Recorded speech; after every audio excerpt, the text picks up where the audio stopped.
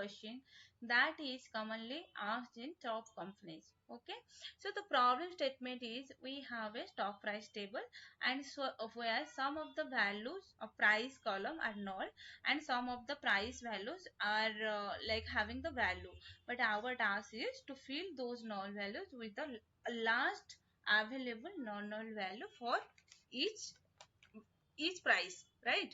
So if you see here, there is like the price column having null values, and we already having our expected output is required like price, and another one is we derived one price column, and wherever we can see the null values, we just need to replace the last non-null values. So you can see the last non-null value is 1400, so in the null value it was replacing the 1400 is our last value. Okay, so this is our problem statement. So as in Oracle way, I'm going to solve this problem. There is multiple approaches to solve this problem. So as I already written the different approaches, and also I have created already the table.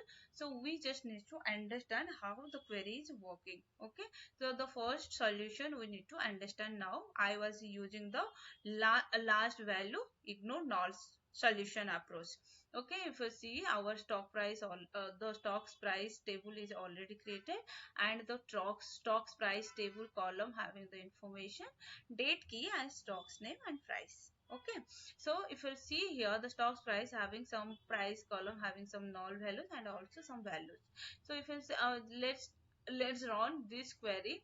Whenever you will run this query, you will clearly understand how it was replacing the value. So first of all, we need to understand line by line how this query works. So if you see here, the select, I was using the select is like our first point of our query, because this is the starting point of our query, and it was selecting the columns from the table in stocks price table. You can see date key, stocks name and price. So it was selecting those columns from the stocks price table. So here you will see the date key column. So date key column, we want to see the date of each record, and this column helps us track stock prices day by day. Then after that you can see the stock name. So we include the stock name so that we can handle multiple stocks like Infosys and Reliance separately. Similarly, the price column, if you see here, this is the actual price column from the table. Sometime it has the value, sometime it is having the null value, right? And our main logic is last value price ignore null. If you see here, the last value, this is our main logic, and the last value a window function that looks at the last value in a set of rows. And here then again I use ignore nulls, which tells Oracle to skip the null values and only consider the last non-null values. So for each row, it defines the most recent non-null price so far. Then after that I use the over. Over means it defines the windows or analytical function. It specifies how the rows should be grouped and ordered. Then after that I use partition by stock name, because this partition by stock name means it restart the calculation for each stock, and then Infosys values are calculated independently of Reliance values. If we are not using, without these, the values from the Reliance could leak into Infosys, right? So for that we are using the order by date key. Order by date key because it was processing the rows in date basis order, and that is the way the function can look back at the earlier days before filling forward. Then after that we are using rows between unbounded preceding and current row. This defines the Windows frame. Unbounded preceding start from the very first row in the partition, and current row means end at the current row. So for each row, Oracle looks at all rows from the beginning up to this row and then picks the last non-null value. And then after that we use as derived price, because we give the result a new name as derived price to clearly distinguish it from the original price. Then after that I use the from stock, because we are fetching data from the stocks table that containing stock price. Then after that order by stocks name and date key, because it was finally we are sorting the results by first by stock name, then by date, right? Then let's go to run this query so that you can see here wherever the null value is here, it was replacing those values with the first non-null values, right?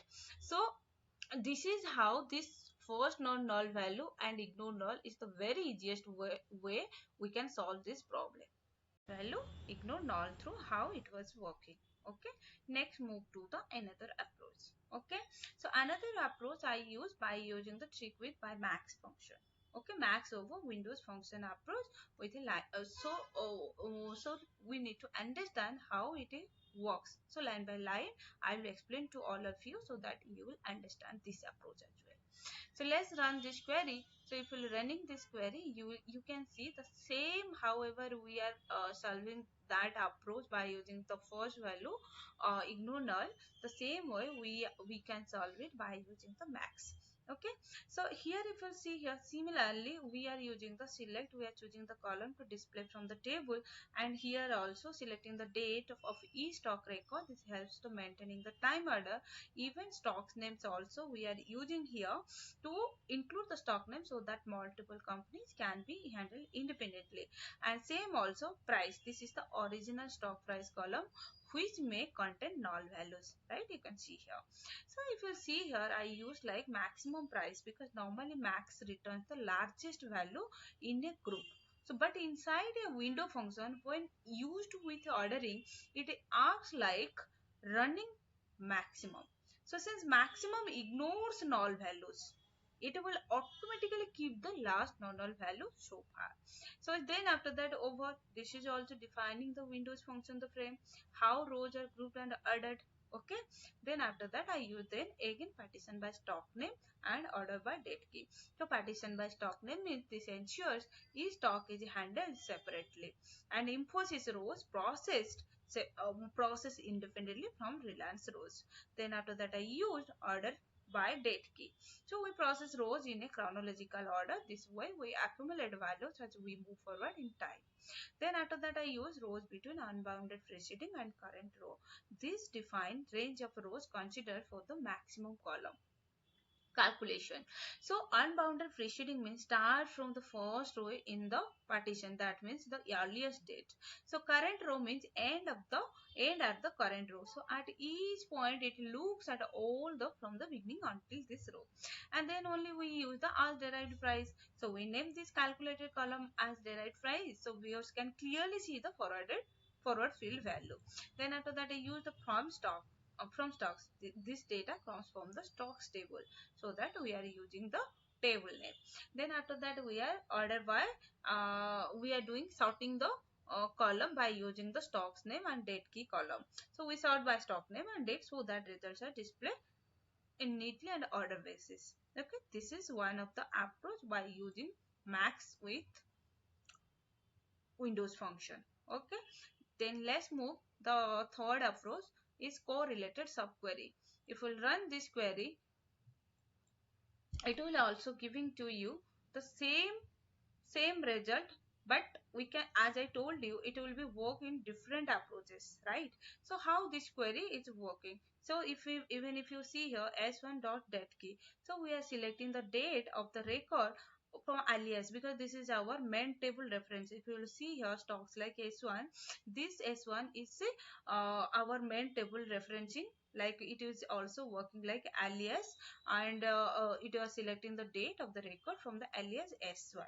Okay, s1 stock name, we take the stock name Infosys or Reliance etc in the main table row.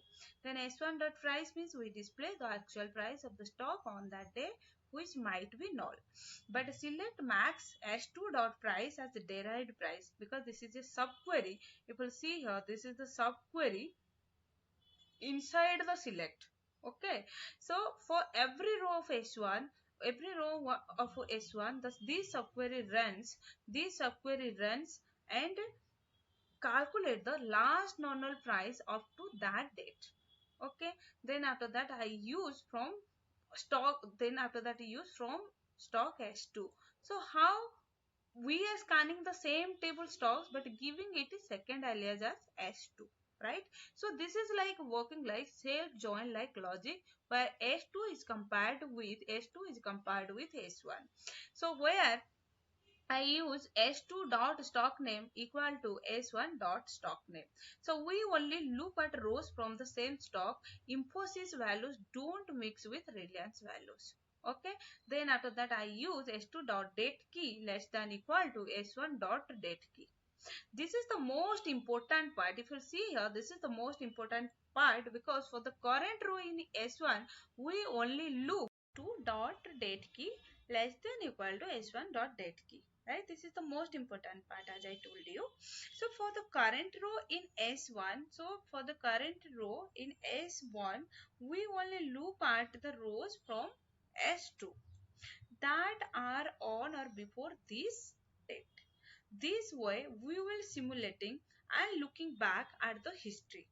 Correct? So if I see here the maximum S2 dot price, so among all those earlier rows we take the maximum price. So here what is the key trick here? Because in Oracle maximum it will ignoring the null values automatically. So if there are nulls, they do not affect the result. This means the max will effectively give us the last non-null price up to this date. Then after that I used the same like from stock S1 as I told you, it was working like a correlated subquery, means in the self-join basis we are solving this problem. So this is our outer table. You know that S1 is our outer table. So S1 we are using for the alias, but in the stocks is one table. The same table we are referring another the same table we are referring to the stock table, like I'm giving the alias as S2. This is the outer table, this is our inner table. So this is the outer table alias as S1, and this is the main rows come from here, and for each one the subquery runs. Then after that we did it order by S1 dot stock name and S1 dot date key. Finally we sort the results by stock name and date to see the data in chronological forward field values. Right? So if you see here whenever we are running the query, you can see the 1st January of 2023 the subquery looks all dates less than 2023. Again January 1st January only rows is 1400. You can see the only rows is 1400 and the derived price is 1400. But the 2nd January of 2023, the subquery looks at the previous value. If you see the 1st of January, it was like 1400 value, and again in the 2nd January 2023, the value is like null. So whenever it was using the maximum S2 price, then it was giving our first non-null values as 1400, so that it was replacing those values. Similarly, whenever you will see the 3rd January 2023, the subquery looks at 1st, 2nd and 3rd values for 1400 null as well like 1450, and it will giving you the maximum value 1450. Same way, whenever you will see the 4th January, it looks at the 4th of like 4th of January 1400 null 1400 null 1450, then null, and whatever the maximum value is 1450, it was replacing those values. Same way it was working like the 5th January looks at the 5th January value like 1400 null 1450 null, and whatever the maximum value is 1450, so it was replacing those 1450 value. So you can see it works like correctly. So it will like every row in the table, the inner query looks back at all rows up to the that date for the same stock. We take the maximum of price which ignores null value. So effectively we are carrying forward to the last known price. Right? We break down all the query and we got our solution. Got it now, everyone? So alright friends, so in this video we discussed the problem statement and explored it with the different solutions step by step. If you know any other approach, please share it in the comments so we can all learn and grow together. And if I made any mistake, do correct me. I'm always open to learning too. If you are preparing for your data engineering, data analyst, data science or database developer interview, this type of practice will really help you to build confidence. So if you found this helpful, don't forget to like, share and subscribe to my channel for more SQL interview questions with a detailed solution. See you in the next video. Thank you.